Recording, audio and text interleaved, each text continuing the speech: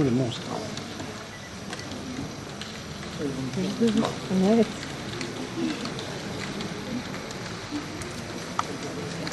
Ça.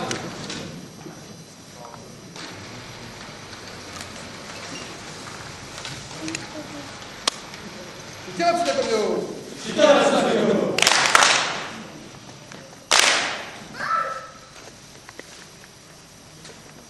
Sensani, red.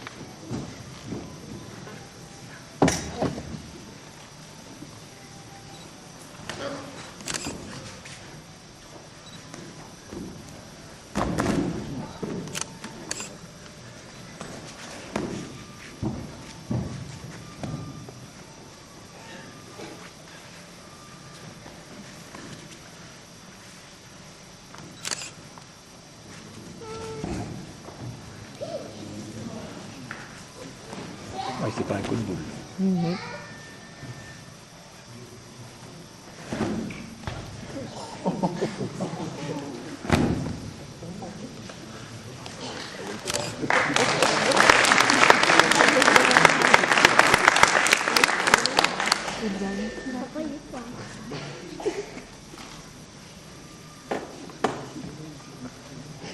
Ça te m'étonne pas qu'ils aient mal des mains.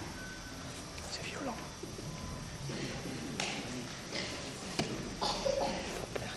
C'est pas un coup.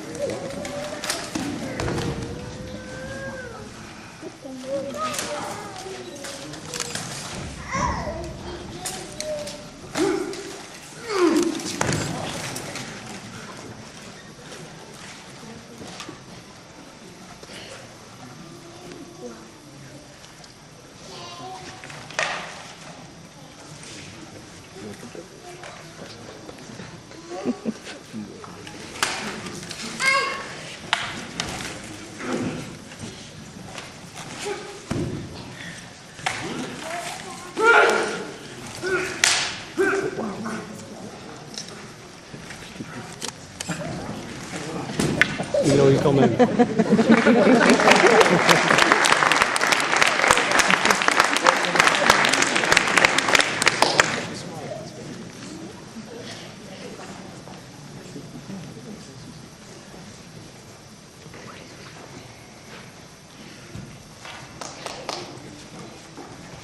Casser une belle ramille.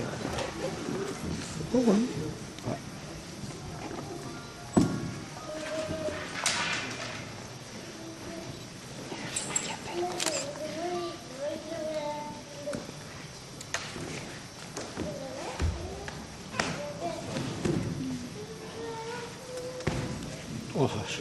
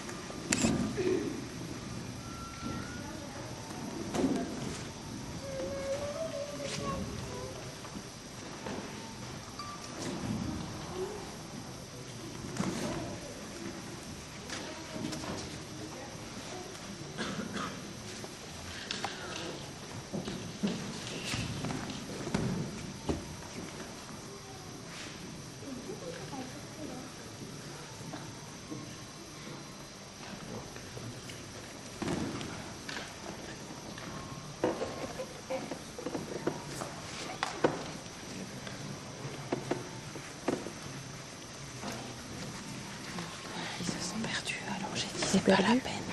Mais ils sont allés voir. Je dis que Sylvain était déjà parti.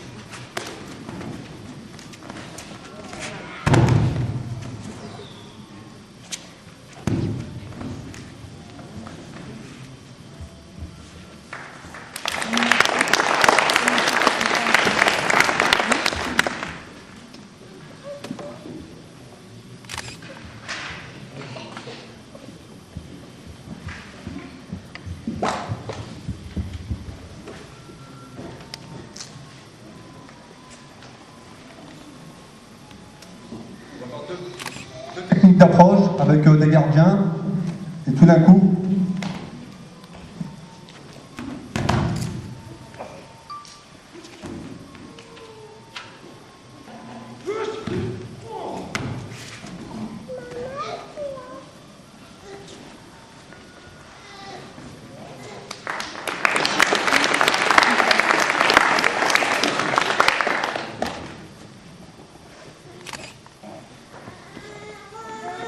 le même genre de technique, donc avec deux gardiens qui font leur ronde.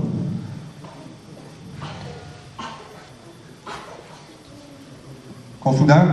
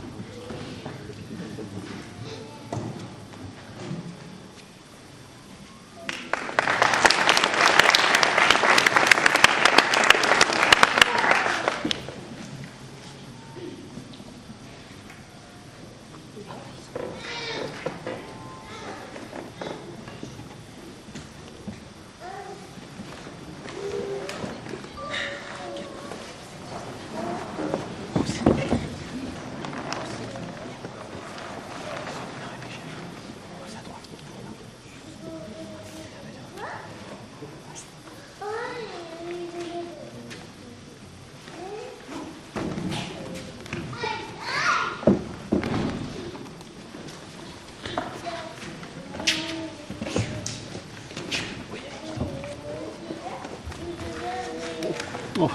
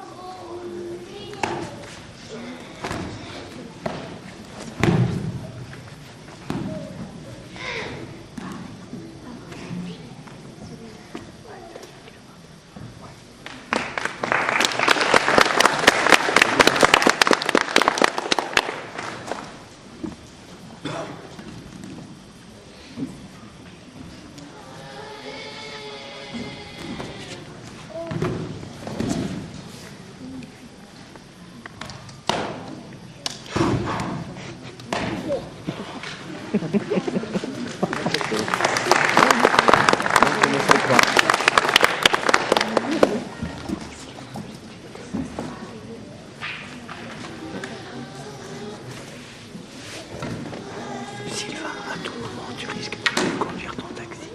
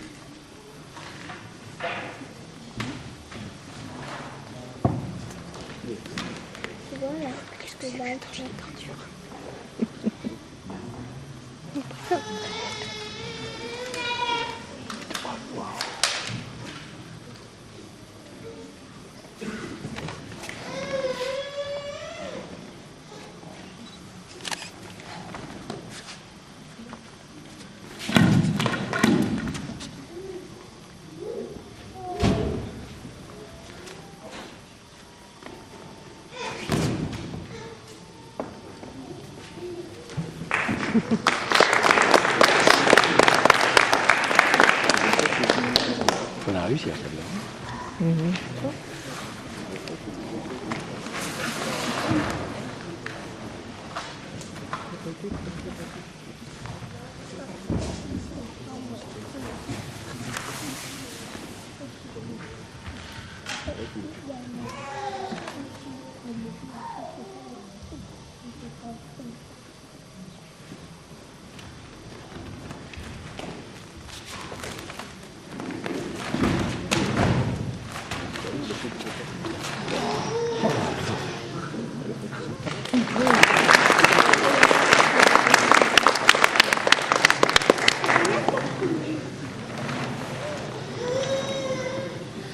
Il ne devait pas en mettre à côté. À mon avis, non.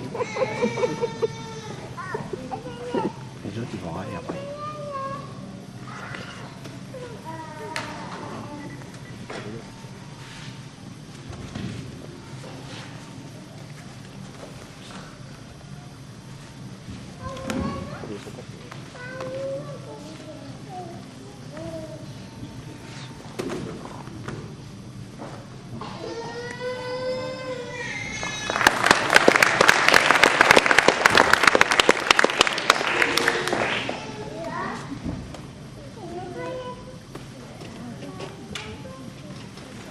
C'est beau, hein.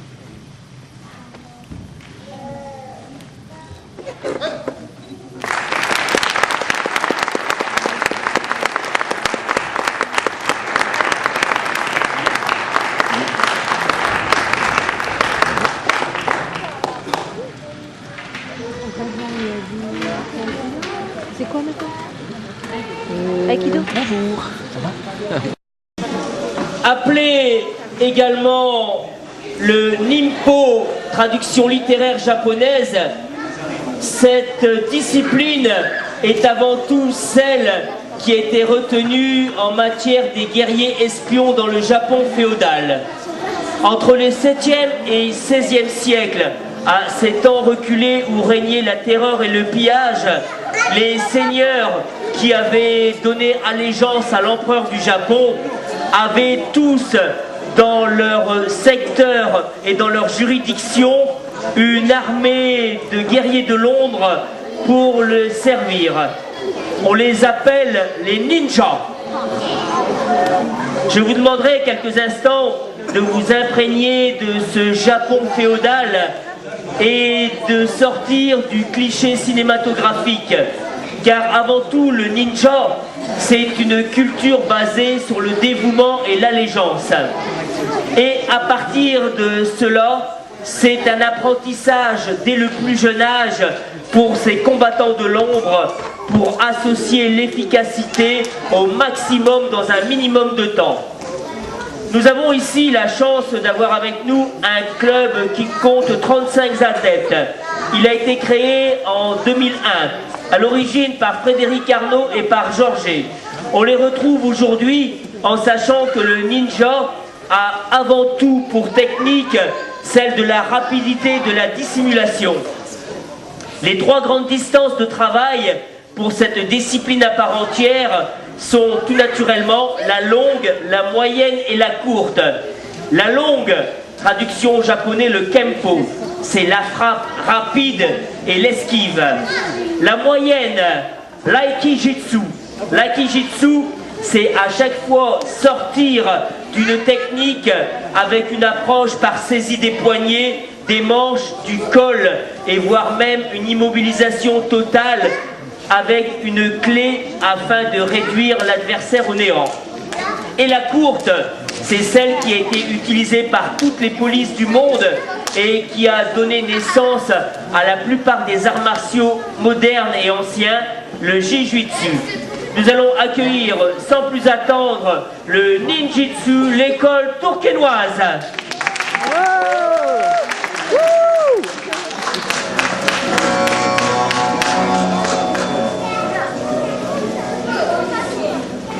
Alors vous remarquerez que contrairement aux clichés cinématographiques, il n'y a pas de cagoule noire. Non, ils sont en tenue et en équipement, un kimono traditionnel avec les degrés et les grades qui ornent les ceintures, et on applaudit donc ce club venu tout spécialement pour le KO à l'ennui, c'est le Ninjitsu.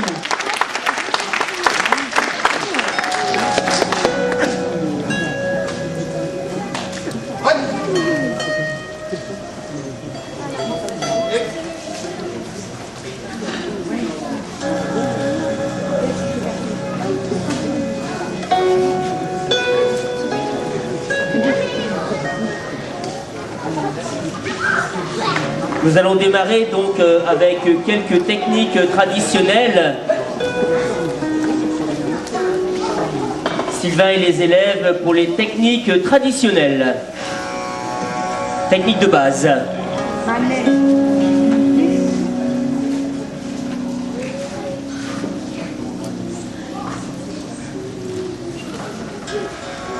Distance longue, vous voyez la distance courte qui permet donc la saisie et l'immobilisation.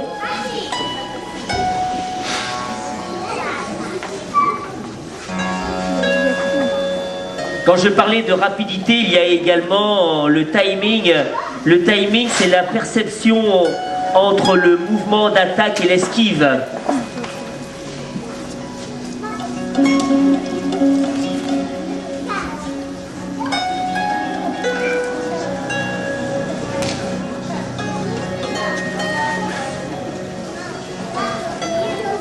Pour la technique de mobilisation,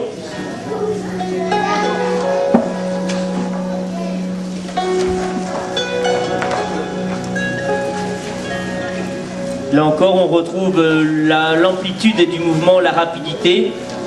Cette technique que vous allez retrouver également dans l'aïkido, on utilise principalement la force de l'adversaire. Si le pouce, on tire. Si il tire, on pousse. L'amplitude de mouvement se fait donc par l'accompagnement de la force de l'adversaire qui décuple la vôtre systématiquement.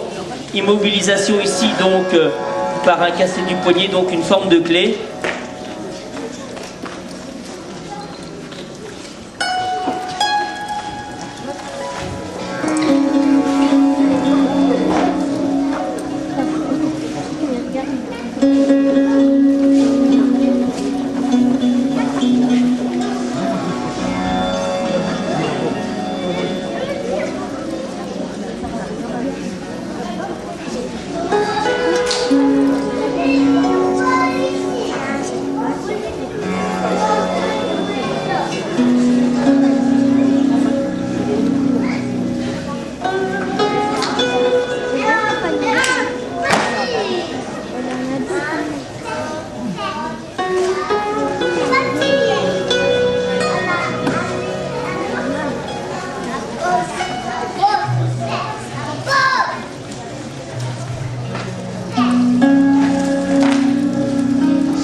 Alors à signaler que Frédéric, l'instructeur à Tourcoing, est 5e dan reconnu au Japon et il enseigne notamment les techniques aux mains nues et les techniques aux mains entravées.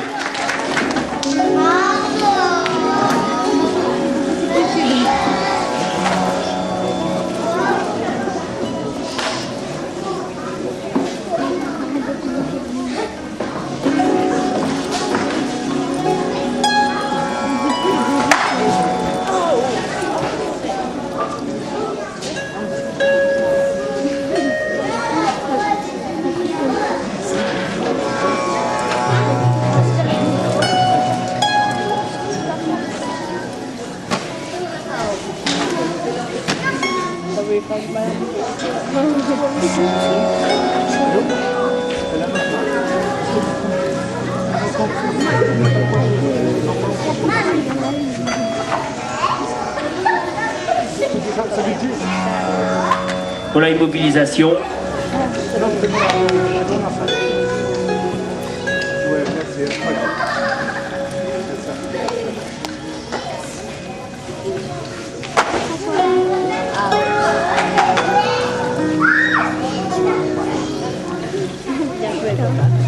Technique qui demande à la fois de la maîtrise, de l'anticipation, de la précision, de la rapidité. Savoir utiliser la force et également s'emparer de l'arme utilisée par l'adversaire pour le neutraliser.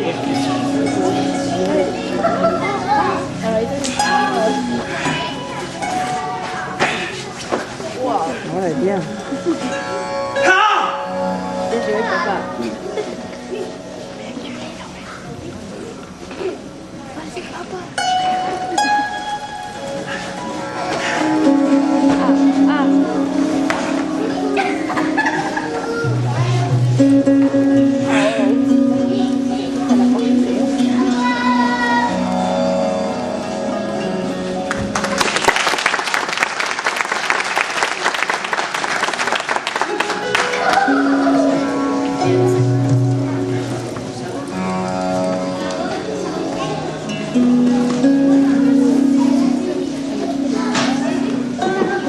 Travaille avec le sabre.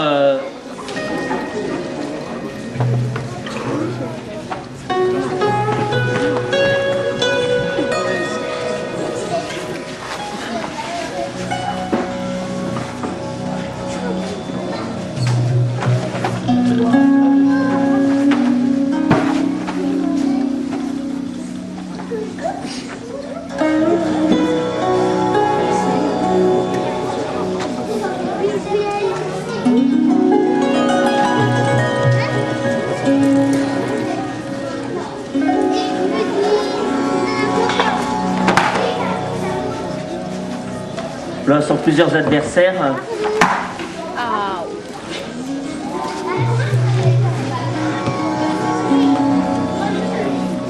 Technique de self-défense, je vous le rappelle, issue des ninjas dans cette époque séculaire, dans ces temps féodaux, aujourd'hui adaptée par toutes les polices du monde et qui a donné les dérivés de nombreuses techniques de sport de combat, de self-défense, de close combat pour l'armée. Toutes ces techniques sont en fait issues de la base même de la naissance des arts martiaux.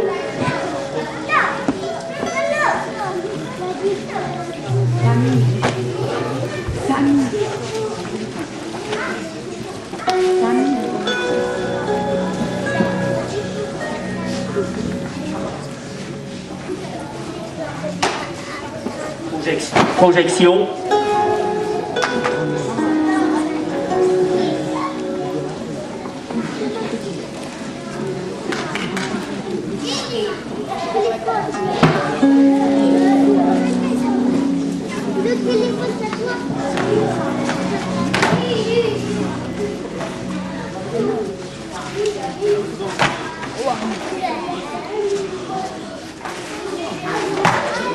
Voilà, on se débarrasse de deux adversaires en même temps, dans le même geste. Économie de geste et précision.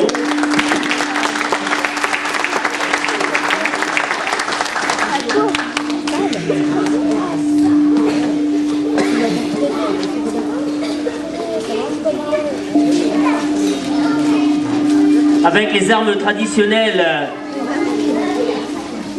main nue contre le sabre.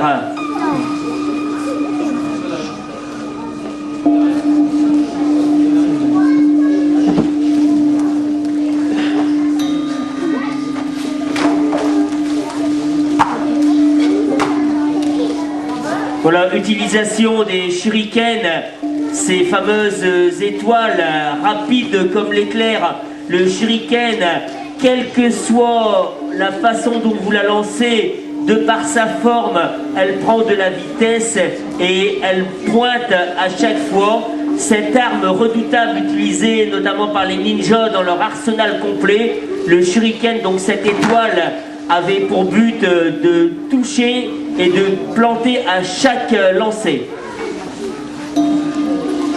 Le shuriken lancé par le poignet prend de la vitesse au fur et à mesure, quelle que soit la distance et quelle que soit la situation dans laquelle elle était lancée, le ninja pouvait toucher toutes les cibles.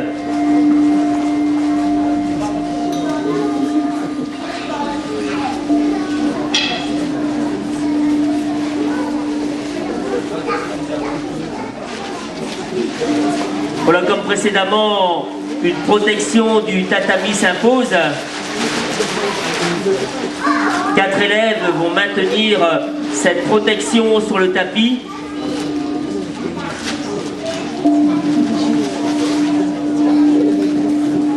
L'art du ninja, de par la couleur et la forme de son kimono, était la dissimulation, mais également l'une des armes traditionnelles, c'était le Metsubuchi, autrement dit gêner les yeux. Donc c'était une poudre aveuglante. Le ninja l'utilisait pour aveugler ses adversaires, pour pouvoir les désarmer et les neutraliser.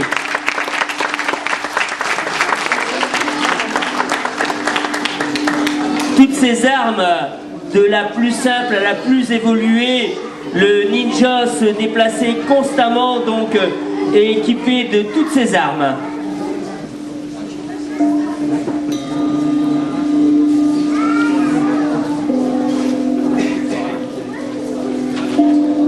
Toujours le travail avec cette poudre aveuglante, Metsubuchi.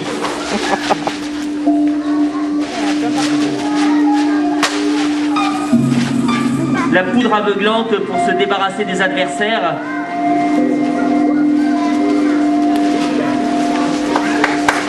Comme quoi,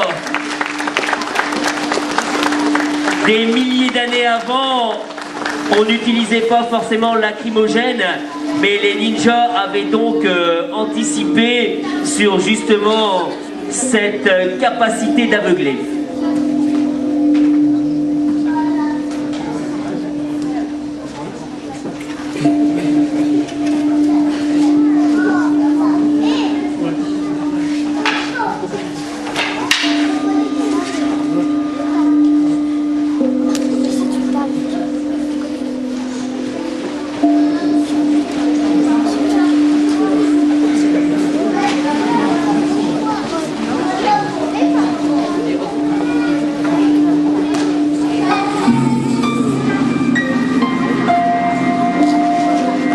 Actuellement, les élèves travaillent avec des sabres d'exercice de simulation, des sabres en bois, mais sachez que tout comme les samouraïs, les ninjas pouvaient utiliser les katanas. Le katana, ce sabre tranchant même plus qu'une lame de rasoir, le katana court aussi bien que le katana long, katana beaucoup plus long. Donc des techniques propres aux samouraïs qui ont été reprises par de nombreuses disciplines d'arts martiaux.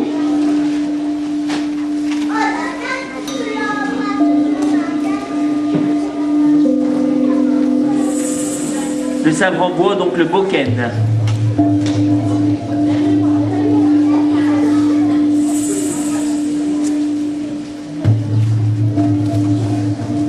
Face à 3 agresseurs,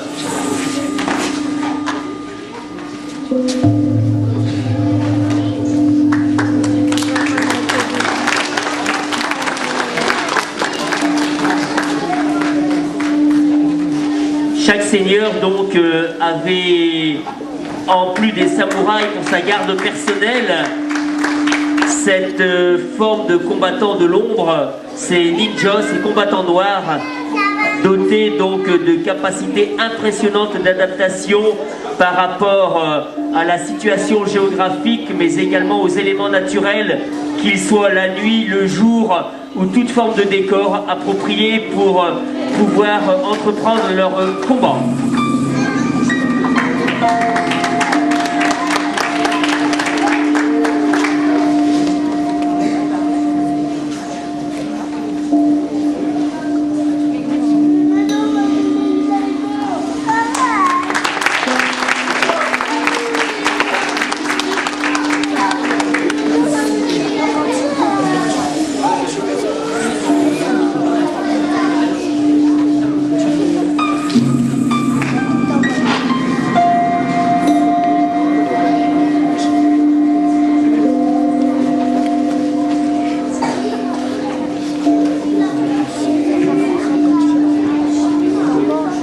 Technique donc attaque-défense.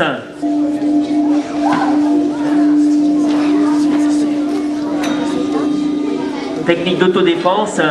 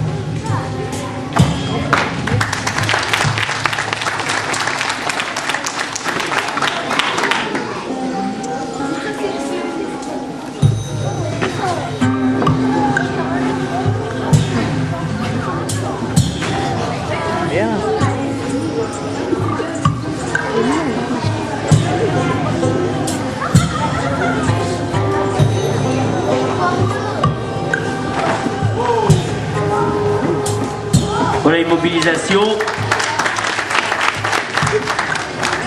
Différence de taille, comme quoi être une petite femme à partir des techniques bien utilisées et tout comme l'aïkido, vous voyez, en utilisant la vitesse et la force de l'adversaire par anticipation, il y a moyen de pouvoir se débarrasser et immobiliser un agresseur beaucoup plus grand, beaucoup plus lourd.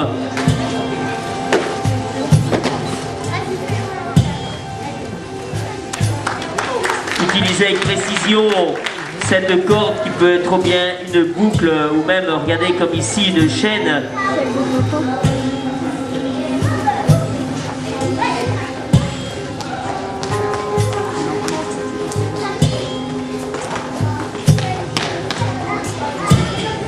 Savoir optimiser toutes les situations en votre faveur, c'est là aussi l'art enseigné par le ninjitsu. Immobilisation par étranglement.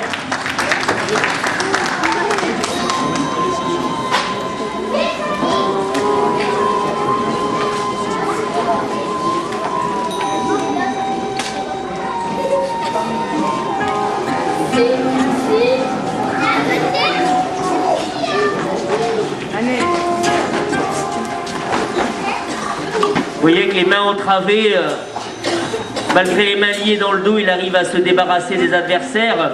Il a récupéré le sabre pour couper ses liens. Tout est basé sur la rapidité.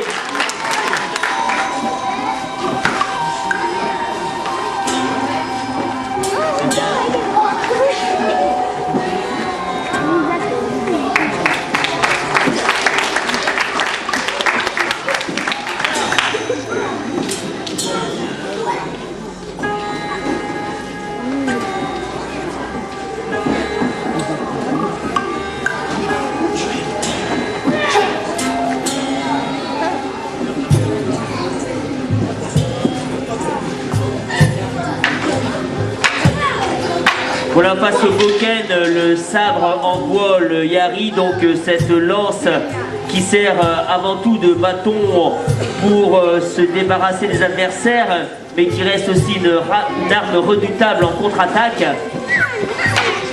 Toujours cet esprit de défense, de précision, de rapidité. Ne jamais rester à portée des adversaires, même immobilisés.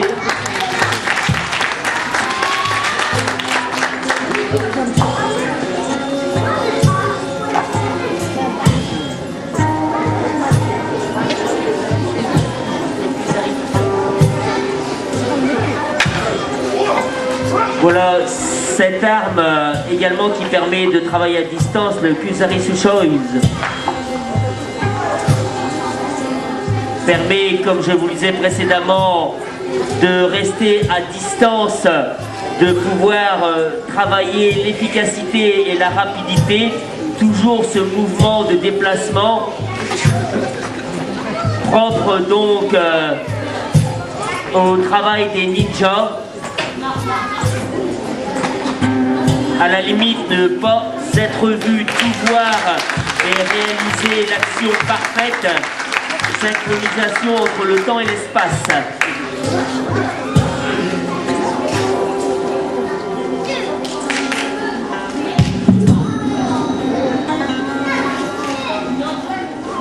Il l'a pris.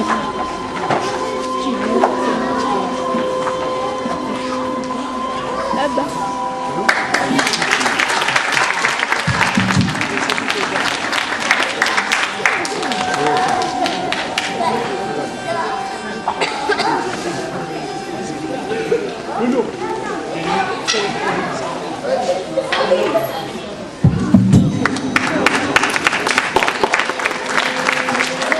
Une panoplie d'armes donc utilisée par les ninjas.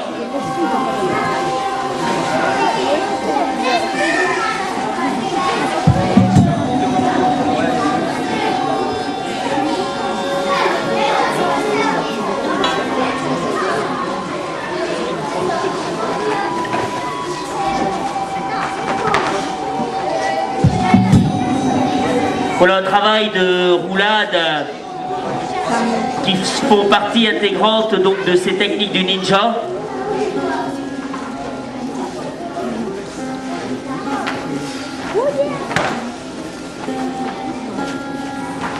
Tout est basé sur la rapidité, vous voyez.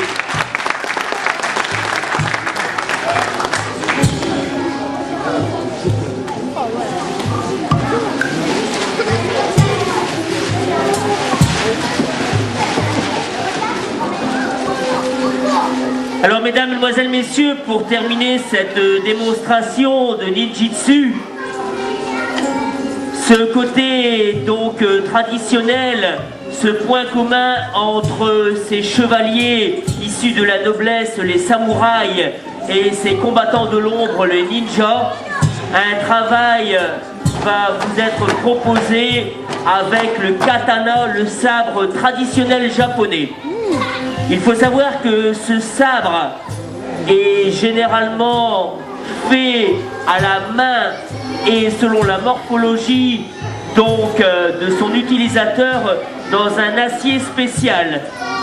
Pour vous montrer la précision et la puissance et le tranchant du sabre, pour vous qui êtes venus aujourd'hui, nos amis du ninjitsu, un peu de silence ou alors un tonnerre d'applaudissements. Travail au katana.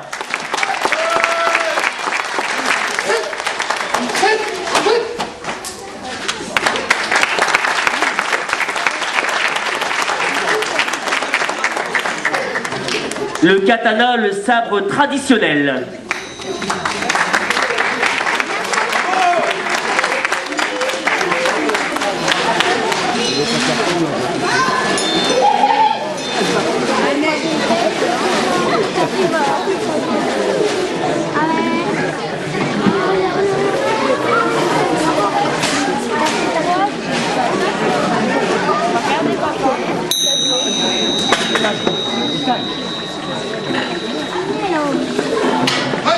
Mesdames, mesdemoiselles, messieurs, le ninjitsu de Tourcoing.